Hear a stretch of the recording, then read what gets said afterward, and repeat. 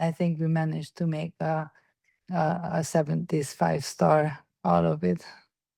You did indeed. Yes, without a doubt.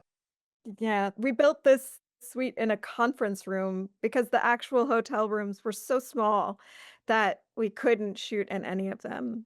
So it was a full construction with a few, like, I think that little column that you see in the corner there, the embedded Yeah, column, like, that's real. sure, which really helped.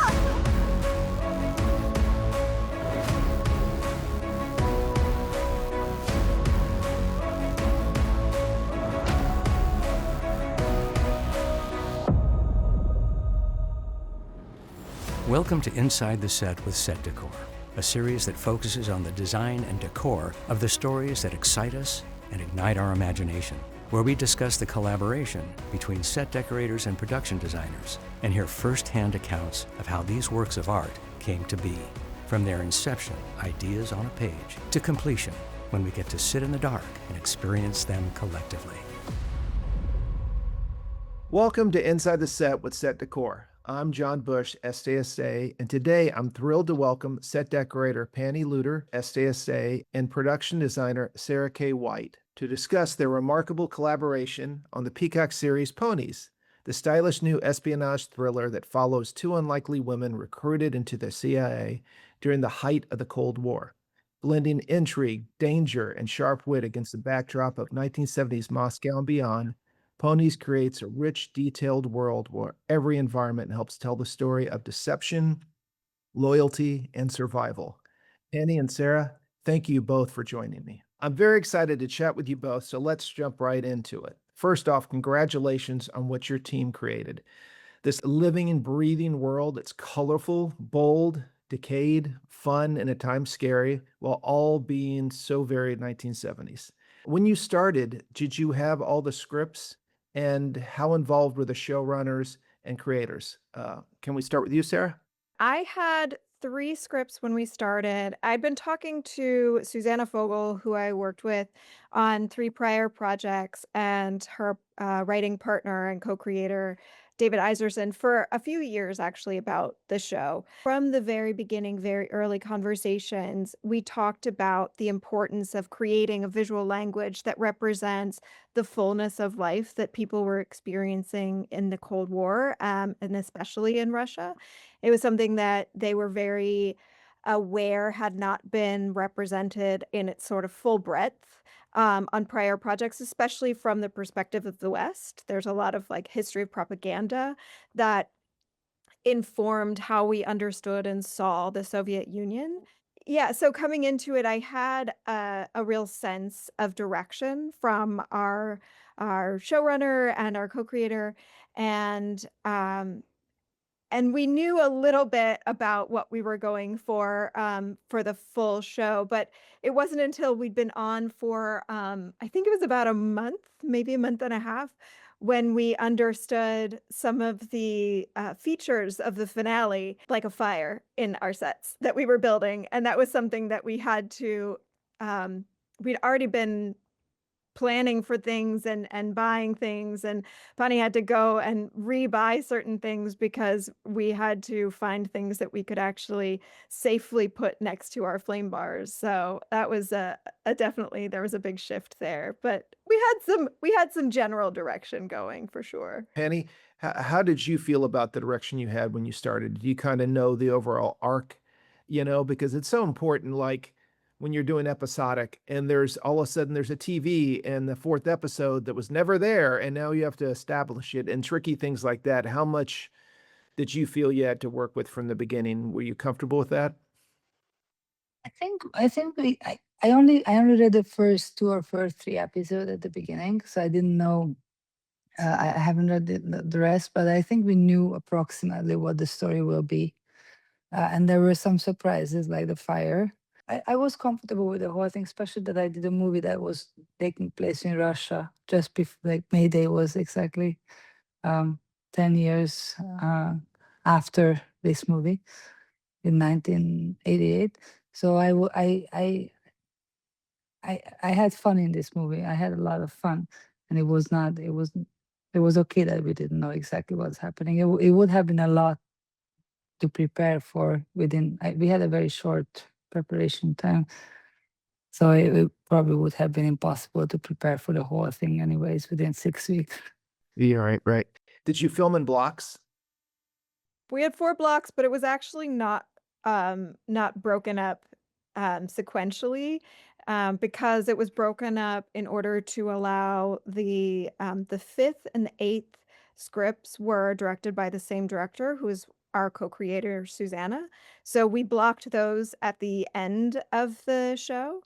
So our blocks kind of got out of order in chronological order, which was definitely something that was tricky to keep up with, and Bonnie's team did a fantastic job of staying on top of all of that. Your approach to all the apartments of the Americans, Bee and Twyla and Ray and Cheryl and Danes, they all have the same basic floor plan, what the differences in the wall colors, dressing, and also the time that their inhabitants lived in that space. So, Panni, what was your approach to this? Eventually, these were actually only 2 apartments. Yeah. Bees became Ray and Cheryl's, and, Twyla's became Dane's apartment. So you really brought out the characters. Twyla's at the beginning was kind of a mess and didn't feel like it was moved in. And B had kind of the family vibe she was going for. And then you could tell that Ray and Cheryl had been there for a while. So that was intentional, I'm assuming. Yes, absolutely. We discussed the characters before, and that's actually my favorite part, and that's something that helps me to move in when, like, we discuss, like, is this person uh, messy or organized or sneaky? Like Sherry was sneaky, of course. So we went through these things before we started dressing the apartments. It's part of the preparation when I discuss either with the production designer or with the director, like, do we know who these people are other than what's in the script? And then if they do, that's helpful for me. If they don't, then I invent them. So then I just say, is it okay if this person is this, and that? So we did have an idea before we started dressing. We agreed on how they will be. Right. And I think, Sarah, you and your team brought this out a lot through the wall coverings, really different ones and the mirrored surfaces. And you want to talk a little bit about your team and putting that together? Yeah, absolutely. We had an incredible collaboration with Ponies team and the graphics team with all of these wall coverings. There were a couple that we were able to find and actually purchase them and use them. Bee's bedroom wallpaper was one, but most of the wallpapers we only found in small amounts, and so we were unable to do the full rooms. And we also, again, were looking for a very specific color story that we wanted to tell. So, like, this is Ray and Cheryl's space, and we wanted them to have a lot more warmth, richness, reds in their space. And it was important for us to find wallpapers that we felt worked for them, but also then we recolored a bunch of them in order Uh-huh. to hit those color notes. A lot of the originals that Panni and her team found, they'd also, like, been discolored as things, Hmm. as time passed because they were Sure. original to the 70s. So we had to sometimes punch them up or remove some fading or some discoloration and yellowing in order to really get the true colors that we wanted to see and experience in the set. It was the first time I'd worked so long in Europe and had those the different kind of resources available, so I was, completely going in blind, and it Wow. was it was all coming from Bunny's team to source all of these things. Wow. Yeah, well, they did an amazing job because there's such a variety and none of it feels, cookie cutter. It all feels unique for the time and a little different than the American palette. Just a little bit enough to make it really feel like you're in a different world. You had some other fantastic bills, the embassy offices, the bullpen, the individual offices. I love the green in the break room and the copy room, that big copy machine, which was fun, which I know is a bear to find. Yeah, it was phenomenal. It was a great collaboration between props and set deck to get the build. This is the superstructure that was outside of our stage set for the embassy offices. It was a phenomenal process to watch the building and the construction of it. It's very different from the way that construction happens in the US. So that was really exciting. But yeah, creating this office, we were working from a shell that was the shape of the shell of the building was from our exterior location, and then we wanted to find ways to show that there was a sort of a stair-stepping in like a matryoshka doll, like, we've got the Russian shell, and then there's American inside that, and then inside that, there's some moles, so there's also some Russia inside that. The desks were all made by Ponies set construction team, which was Wow. incredible because we could not find the quantity of matching materials that we needed to. The set construction team did a fantastic job putting these desks together and having them so perfectly match the historical pieces. Yeah, that was gonna be my next question, the big challenge of finding period correct multiples for these sets. So you built them. So, Penny, can you tell me a little bit about that process for you and your team? Yeah, so especially the American sets is extremely hard to find in Hungary. Even in Europe, we also had a very short period of prep time. So going around Europe was not really an option. So it was actually just we had to build what we didn't have. Sarah, what did you find your biggest challenge to these bigger, stage sets that you did? Yeah, the resourcing in Budapest was obviously very different from it is for what it is in New York, where Mhm. I mostly work out of, but generally out of most of the film hubs in America. We have a certain set of resources that we know are gonna be there, and I had a certain set of, like, tools, basically, like, I know if we're running out of money in this set, here's the back pocket idea that I can use to save money, and every time we were coming into a set and I would try to pull out one of these ideas, they'd be like, "Actually, it's interesting that you say that because that's the more expensive option. It's actually cheaper for us to find and resource things in this other way." Wow. So that, like, if you're looking at the lights here, finding the housing for the lights that we needed in order to allow us to put our film lights above, but have these baffles that were, right for our space and our period. Rather than just buying the baffles themselves and slapping them up there, we couldn't find those by themselves. We had to buy the actual fixtures and then retrofit them, cut them apart in order to allow us to have these lights. I noticed too aesthetically there were big differences between the embassy sets and the CIA offices. I felt that the use of or limitation of natural light was very impactful. Is this what you were trying to convey in your design? In most of the American spaces, we tried to increase the openness and the light. And because the way that America described itself, especially then, was that it was wide open. There were no secrets. Everything was freedom. That's what we had.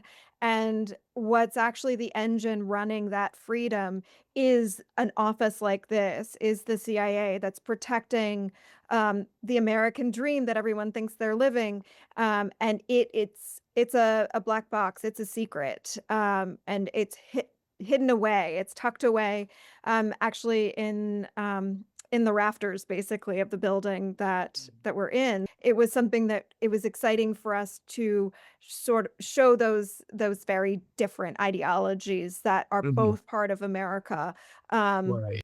just sort of in these competing spaces. Yeah. Yeah, and leading to that is, of course, the bubble room, which was a delight. The amber tones create this feeling of being like in a beehive. And I kind of felt story-wise that Dane was initially the queen bee until later in the episode when our heroes take kind of over this role, at least temporarily. So can we talk a little bit about just the conception of this and how you put that together? It was an amazing space. Thank you so much. It was actually a space that went through so many design iterations. there had been a more elaborate bubble set, if you can believe it, that had been my first concept for what we wanted to do. And we had a lot of budgetary constraints. And so those ideas had to be really whittled down and condensed. And once they started to consolidate and I had to just like cut out a lot of ancillary ideas, it became a sort of a more crystallized and pure representation of what it would mean to be in a secure space in this era. So leaning into a wood baffle on the walls to sort of help, you know, break up the sound, make sure that it's as quiet as possible, and then completing that on the ceiling and the floors because we're going with a single idea. We need to just do one thing and do it fully. So that was something that became really visually exciting, I think.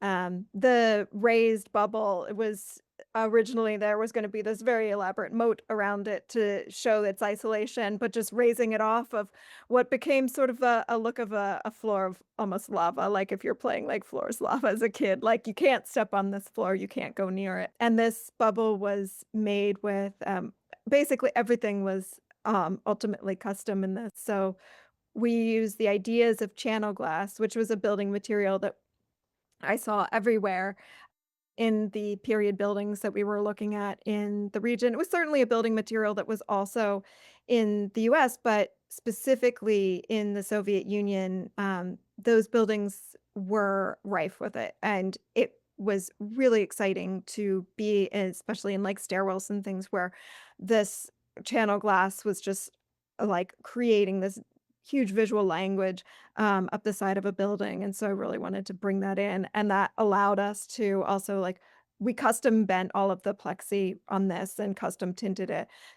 So we were able to bend the channel glass in a way that allowed us to accentuate the curvature around the edges, which sort of again lend itself to the bubble aesthetic that we were working on creating. And again, like all of the other desks that you see in the building, this was made by our construction team, our set deck construction team, and the chairs, you know, we were unable to find a matching set, so they were all custom painted as well as the light above. So that was all stuff that we were able to bring in because of our amazing team. Panni, do you have a favorite stage set out of all the ones, or ones that you're most proud of that you guys were able to pull off? I would say probably Sasha's apartment. I really liked. And so that was a stage build, and then the exterior, the balcony, that was a location. Yeah. Yeah. I think it was the first introduction to a Russian's apartment, you know, versus we had only seen American spaces before. And so it was nice to see how they had at some point similar aesthetic, and then there was also differences. Can you speak about the differences between the two that you guys wanted to bring out? One thing that we tried to accentuate in all of the Soviet spaces was how small they were, like how chopped up they were. We tried to be really authentic to the spaces that were Soviet and the layering of pattern and the rugs on the wall. That was something that Pani and I talked about and got so excited about. All of the textiles, the layering of the textiles was something that was so beautiful and just created us such a different aesthetic for our characters to the US aesthetic. And luckily, Pani knew all the resources for finding the proper period Soviet furnishings and lamps and stuff. There was a staggering amount of fantastic locations that you guys had to augment for this series. Uh, what was the key for creating this world? Because, you know, I love the bathhouses, the airport, the hotel, Sasha's workshop, train station, concert venue, embassy, event hall, disco, butcher shop. I mean, there were so many. And then the other exteriors that showed the decay, the parks, the cemeteries, the courtyards, right? It all seamlessly worked together with the stage sets. The showrunners and directors had to be thrilled to have so much visual stimuli to work with. You must have been in the scout van for months. I mean, I don't just the amount of locations. What was one of the locations that you were most excited to find that you maybe didn't think you would? There were so many. I mean, one of the most surprising locations for me to find was the event hall in the embassy that was in the embassy basement that had the spectacular ceiling. I mean, the ceilings generally, one in the 70s and two in the Soviet 70s, were amazing, and we got so many good ceilings on You this show. did. You did. I would constantly talk to our DP and be like, "Yeah, but if you can just frame it like this, if you can just tilt up a little bit, let's make sure we see that ceiling." I call that, yeah, the marshmallow room, because it just looked like a bunch of little marshmallows hanging from the ceiling for me. The final, Elton John concert felt like this one was actually quite challenging, I thought, and I thought that Bonnie's team did an amazing job. Because it's a school, it's actually like it's a medical college, and this space is not, period perfect by any stretch. It's been redone to feel modern for the students, and there's a cafe in there, and, um, retrofitting everything and bringing in, the seating area that is there that they have there, like the Twyla, has this sort of like reunion moment and was something that I think matching the overwhelming aesthetic that is obviously the mosaic and the ceiling and all of the decor, the details of the architecture with the decor. Yeah. I was so impressed and felt so lucky to have her and her team on to do that work, and make it something that felt extremely authentic. It did. It did. Penny, which location would you say proved to be the biggest challenge, or which ones? I would think either the Compromat or Hotel in Tourist. Compromat, compared to how much we have been there with the crew, probably they were there for a couple hours, 3 4 hours. We were dressing it for over 3 weeks, Yeah. I would say. And it's a hard location. There is no reception. It's wet. It's dark. It's a lot of work, especially compared to the amount of time the crew spent there. But I was very happy with it on the show. And the other thing was the Hotel in Tourist, which used to be actually a hotel that, by the way, is demolished by now. It's not there. It was old. It was not a. It was hard to make it fresh again. It was literally being gutted when we started. So Pontiac's team had to refurbish so much. And also from construction side, it looked very sad when we walked in, and I think we managed to make a 70s 5-star out of it. You did indeed. This is on location, but it's a build set. We built it. We built it in Hotel in Tourist. Yeah, we built this suite in a conference room because the actual hotel rooms were so small that we couldn't shoot in any of them. So it was a full construction with a few, like I think that little column that you see in the corner there, the embedded column, like that's real. Sure, which really helped. It does help to build around something, yeah. Can you talk about your collaboration with the lighting department? Because it feels like when you do period stuff, you end up lighting the sets. You have all those practicals overhead, the light bulbs, the fixtures. That must have been a pretty daunting process. Yeah. It was a huge process. Every single light fixture, like all the bulbs had to change everywhere because also a ton of them that are installed anywhere now are LED.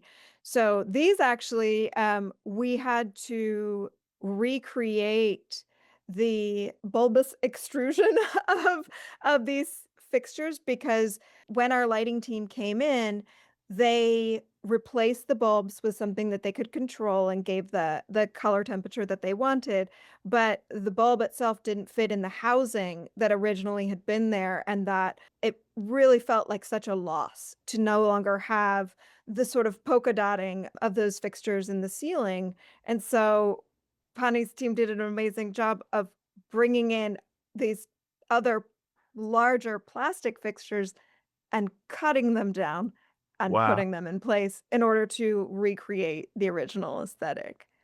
Being this was filmed in Budapest, what was the biggest challenge you think in creating the environment sets in the US? I know you had mentioned you had to build a lot of that, but the smalls, the detail work, did you have a US shopper, Panny, or is there stuff you could find there in Budapest that would work? We did get a chance to bring a container from NBC Studios, Okay. and we did hire things from the UK. Mhm. The rest we had to find. So in this aspect, I think the American sets were harder. Even kitchen appliances. We had two apartments, and we had to move the stove and the fridge back and forth because we couldn't find the two of them. Yeah. Sure. Um, or it wouldn't have arrived here on time. And all the Russian places, like Andrei's apartment and Sasha's apartment, was very easy compared to that because everything was available. And even the small things, there's lots of cheating. Like many things are not American. What we thought, like, okay, we either print it or we try to rebuild it. With the TVs, I had lots of I had a hard time finding TVs that actually were similar to the American TVs. The outlets was something that was amazing, actually. Pani and her team found the outlets, and we had the quantity of outlets, but the plugs obviously don't match the plugs that are in the, yeah, in Budapest. So they 3D printed fake American plugs and attached them to the cords Yep. of the lamps, And then just and then push the cord in. drilled a hole to put the cord through through the outlet and then slid on Oh, that's great. the fake plug, which was brilliant. Yeah. Yeah, it was an incredible solve for a problem that I had sort of been like, "Well, I guess that is just a detail we're not gonna be able to have," and when Bonnie was like, "No, no, no, I've got you." That was an To amazing moment. patent this idea. This is my only invention. This is my contribution to film industry. No, you're being too modest. There was a lot of great problem solving here. You sourced some amazing pieces, individual pieces, and some were featured and some were more background. Like there was the chess set and the hotel set and things like that. Can you talk about some of the things that you found in your travels that, maybe didn't get a lot of camera time, but you really were excited when you found them? Actually, that was found by one of my assistants, but I was really excited about it. Yeah. Uh, I always like whenever I do a period movie or show, I go to flea markets all the time and I go to antique shops all the time, and I think that's where you find things where you don't know that you want it, or you don't know that you're looking for it, but when you see it, you're like, exactly, this is like I was not looking. We were not looking for a gigantic chess table with so it just happened. I'm like, oh, this is great. This is wonderful. So I think you just have to walk around, and you have to, like, every single weekend, you have to spend at least one extra day either in flea markets or in stores. Yeah, that's the great part of it. When you get out there and it's things you weren't even looking for, but out of the corner of your eye, you see something, go, that could work. Or Sarah, in your case, you might see, a building that doesn't work for this particular shot, but it's like, oh, I'm going to use that idea somewhere else. So what were some of the things that you saw, Sarah, in your travels? Like when you were, say, you saw a location that wasn't perfect for what you needed to shoot, but you could borrow some of that then you implemented to another set. Are there any examples? I mean, Hotel and Tours was one of those. When I first got to Budapest, I mean, truly, it was like 6 hours after I landed, I was groggily in a scout van being driven around by our locations manager, having no clue where I was, and Right. just trying to soak up the visual language that was around me, and sort of put together an understanding of like, this is what Budapest looks like. Oh, this was an amazing cute little dog that we found at a barn that we ended up scouting and ended up shooting at. That was, I think, was only in for just a tiny little bit of our show ultimately, but this dog brought us a lot of joy. But yeah, Hotel and Tourist, we went and scouted that. I think it was like 3 or 4 days. into the marathon scouting session, and I didn't even know we had a hotel in our scripts yet. So I walked in, I was like, "This is incredible, but I don't know, that we'll need it." This A butcher shop was also something we walked into, and I was like, "This is a period perfect space that should be used for something," and we ended up getting a butcher shop written into the script, and so making, we didn't we definitely brought in a bunch of stuff into this space, but the lines were already there so much, and actually, the pictures that you see hung up on the wall, we had for clearance reasons to create our own, but they're, as close a match as possible to the ones that were truly hanging on the wall when we walked in, which was fantastic. And all the little details, like the little bit of wax paper that you see, with the hammer and sickle, that was based on a reference picture that Bonnie sent me and was like, "Look at this amazing butcher shop." And that's what was placed in instead of the meat that otherwise would have been there because of the shortages that were happening at the time. So getting that detail was something that was so cool. Just absolutely fantastic to walk in and see that we were able to hit that note was really exciting. Yeah. Right. Well, speaking about the lack of shortages, I noticed, Panny, you did lean into, especially when you're doing the Russian sets, um, you didn't overdo the sets. There was a sparseness to them, which I think is more of a challenge than layers, layers, layers, because you can keep going with that, but to just pick a few things that are key. So would you, I mean, like as you're going and building your stock in your storeroom, you'd find that, okay, this is the one piece I'm going to use here. This is the one piece I'm going to use there. What was your kind of process for that? Some things we knew right away, and there were some crates that we carried from one set to the other. And like whenever I see that this has a home, we will use it here, and if not, then we just keep carrying it. And eventually, everything finds its place. But also at the same time, it was kind of a travel back in time for me because I grew up. I grew up like that.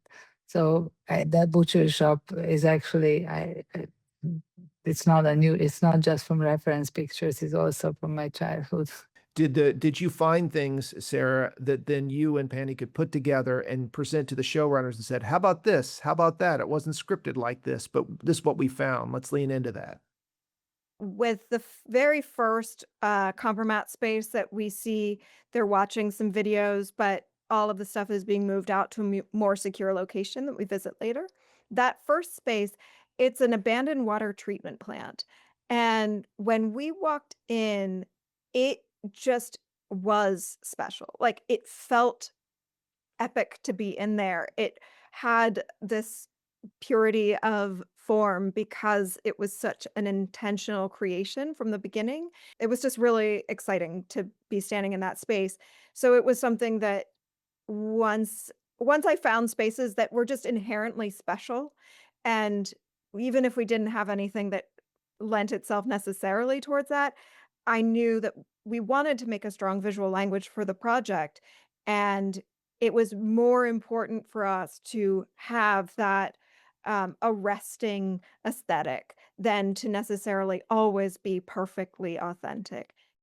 Sasha's workshop, the amount of detail work in there. Now that was a location that you augmented? It was on location, but it's an old gym Uh-huh. at the university that right now they use for music rehearsals, or it's not a gym anymore. You must have done extensive research on this. Did you have to build things? How did that set go? We didn't do a lot with the space itself. It was this color. We changed the lights, Mhm. and I think most of it was dressing. Okay. That we found.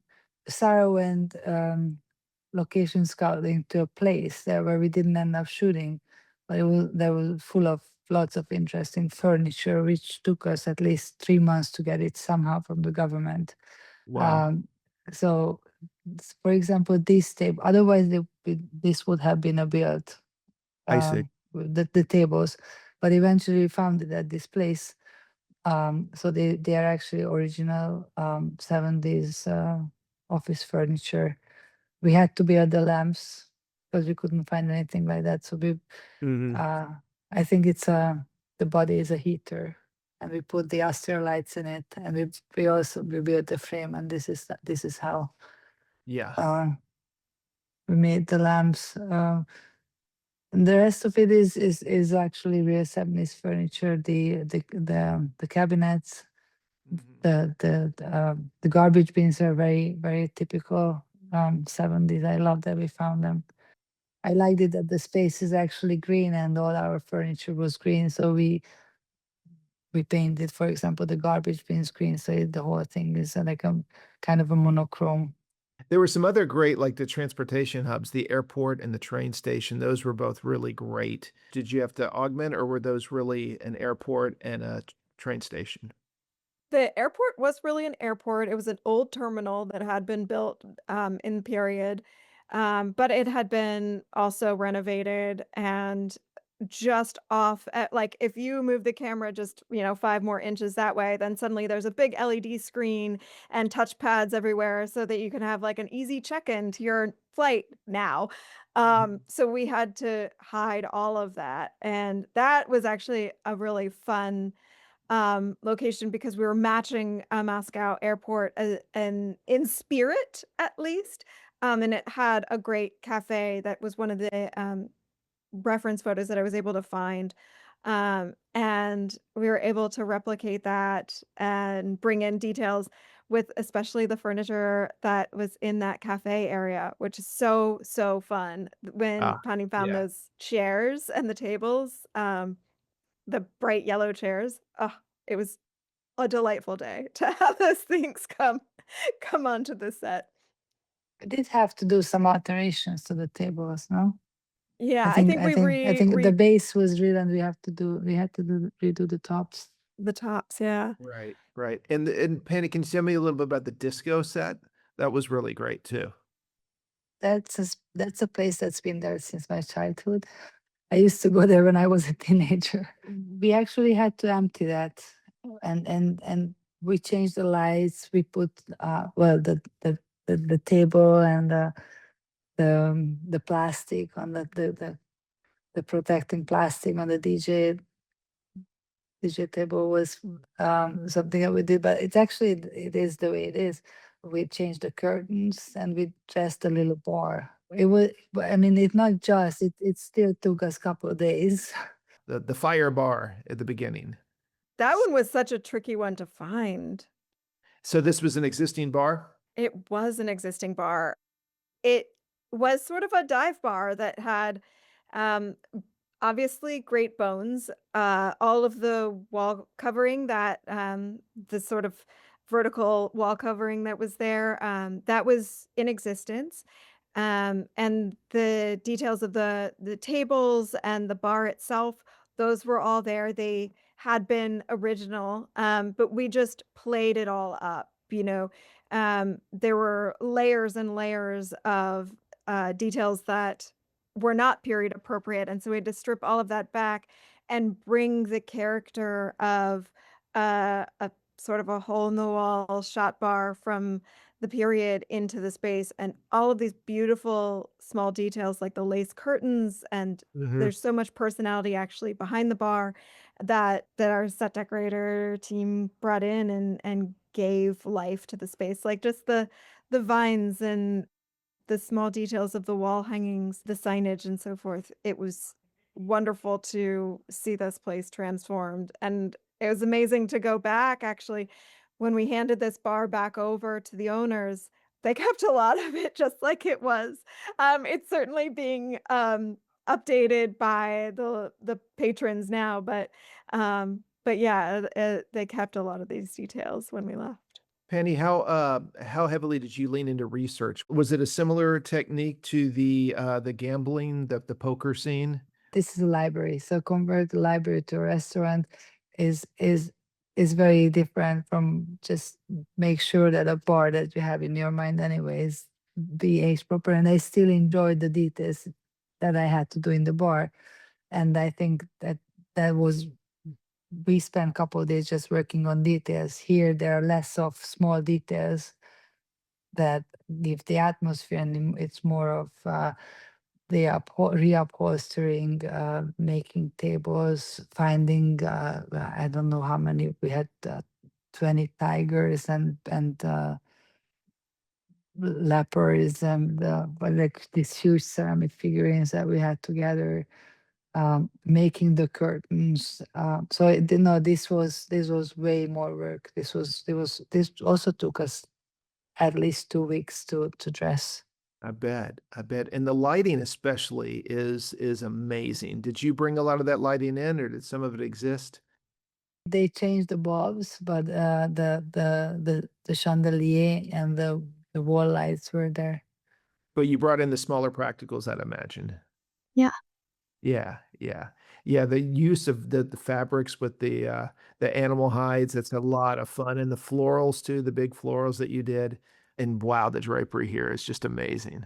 It was so fun to work with, Panni and her team. Her assistant, Ati, was leading this set, and his enthusiasm on getting all of these details right, getting the curtains right, getting the right animal prints to match the different spaces. It was a delight to be able to collaborate with him to really take this space to 11, like, we wanted it to be as exuberant as it possibly could be in the 70s-ness of the decor, so it is, I think, just a phenomenal job to lean in as hard as we could to some of the more almost caricature-like aesthetics, but to do it in a way that feels authentic and a way that feels just like a delight to watch. We'd originally planned for the poker room was supposed to be in a dusty basement. It was supposed to be a secret, hidden, like, crappy behind the scenes poker room, but the dynamics of power that were happening in it are obviously really extreme, and it was important for me in these moments to have Andre 1, he's showing B off. He's like, revealing his prize, in this woman to the world, and that's we created that runway down the center of the restaurant space and had truly, like, a red carpet that she's walking down, and the audience is stepped up on these platforms that we built and brought in so that there's truly an audience that's watching her as she walks in, and she realizes that at this moment, like, she's seen with this man now that everyone knows is extremely powerful and dangerous. So that was something that was really exciting to accentuate, and then to turn this space instead of putting him in a dusty basement, putting him in a space where the the power of the people that he's trying to impress and trying to make use of as he concocts his own schemes to get power in his ascension within the KGB. It was exciting to put a different kind of weight on that than what had been in the script. And it was the only time we were able to do something like this, to really show the other side of the Soviet experience, like the Tsarist era of opulence was something that we didn't have in any other space. And that's something that was really important to me when we were talking about how to show a different side of the Soviet Union. It's not like the 70s existed in a capsule and you only saw brutalist architecture. There was all of this history to the region as well, and it was nice to be able to finally show that and show just the depth of the Soviet experience, of the Russian experience, and, it's contrasted with the American experience because America's a young country, so there's not a place where we go into an environment that has a tremendous amount of history, even the CIA headquarters, it's a newer building at the time, especially, so it was a nice thing to be able to contrast that. You're right, it was great seeing that juxtaposition. So are there any crew members or vendors you would specifically like to recognize? We'll start with Panny. My whole team. It was very hard because it was a very fast show. There was lots of sets, so sometimes two new sets within one day. So it was probably that was the hardest part of the show, how fast it went. So I would have been in trouble without my team. And Sarah, how about you? You must have a big team as well. Oh, yeah, it was a one of the biggest teams that I've worked in. The way that things work in Budapest is also like quite different, especially with the construction team and the set deck team. They're organized much differently than I expected. The set deck team having their own construction team and their own scenic team. And I found honestly that those teams were so one unbelievably talented, and I felt so secure once I started to understand what they were capable of and what they like what they could bring and what they could augment for us.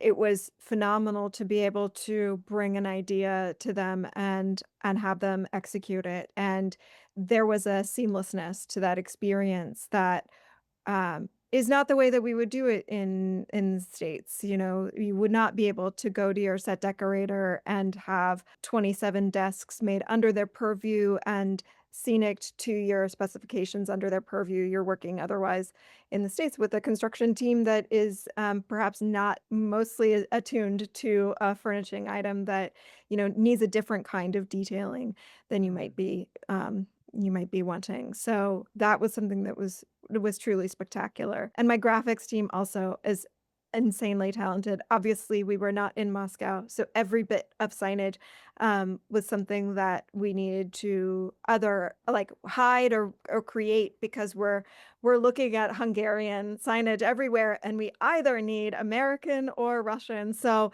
it was very different for us to be looking at, say, streetscapes. You know, you're not, even if the architecture is right, you know, there's still so much work to do to turn it into something that we could shoot. My lead graphic designer, whose name is a Hungarian pronunciation that I still will get wrong, but Yomi, is an incredibly talented team. Speaking of actually the hotel and tours, that mosaic wall, that was something that was fully created with the scenic team and put up. So yeah, we worked from the actual Moscow Hotel and Tourist had an incredible stained glass mosaic, and so we took that as inspiration and created our own. Are there any sets I didn't bring up to discuss that you'd like to talk about? I think we haven't mentioned Andre's apartment, which is a bit of an experience. Yeah, it's on location, but we still dressed it 70s, and it was a set that appeared in almost all the episodes. It was a special location find when I walked in. This is a reference image that I had from I watched a lot of 70s Soviet films in order to research like what the visual language was that people in the Soviet Union were keyed into. And so that wallpaper was something that I really wanted to replicate for our Andre, because both of the lead character of Autumn Marathon and Andre are, you know, cheating jerks. So I thought it would be a really fun nod to bring both of those characters a little bit closer. So that was something that we created custom with Jomi. And then we brought in all of the furniture. When we first scouted, I it was originally some almost like a period perfect time capsule, but of the 80s, which I was not totally aware of. I walked in, I was like, "Oh, this is excellent." And Bonnie walked in and was like, we're 10 years too late here. We need to replace everything." So Oh, thankfully I had her eye and her knowledge of what would have been perfect period for us. I remember that when Andre walked in, and he's actually a Russian actor, he actually showed us a picture from his childhood ah, that was kind of like the same thing. It's like, hey, this is me on a picture. This is exactly what my home used to look like. So wow. that was a huge compliment. Yeah, I bet. And I noticed too, you also in some of these sets use furnishings that just weren't from the 70s. Some of it was a little bit older, which really tells the story too of their economic status of each character. So I thought that was brilliant use. I think that was the biggest difference between the Soviet sets and the American sets, that the Soviet set had these layers of having their grandparents' furniture or pieces, I don't know, vases and lamps from their grandparents. And the American sets were actually like just going back to like a couple of years. Like Ray and Cher have been lived there for, I don't know, 2 years, but not, it doesn't have the layers of 20 years. Well, Sara and Panni, this was an amazing conversation about your work on ponies. Thank you so much for sharing all your hard work, your aesthetics you brought to this beautiful period, and thank you. It was a joy. Thank you so much. Yeah, thanks so much. It was a great conversation. Thanks for joining us for this episode of Inside the Set with Set Decor. Don't forget to subscribe to our YouTube channel and visit our website, setdecor.com.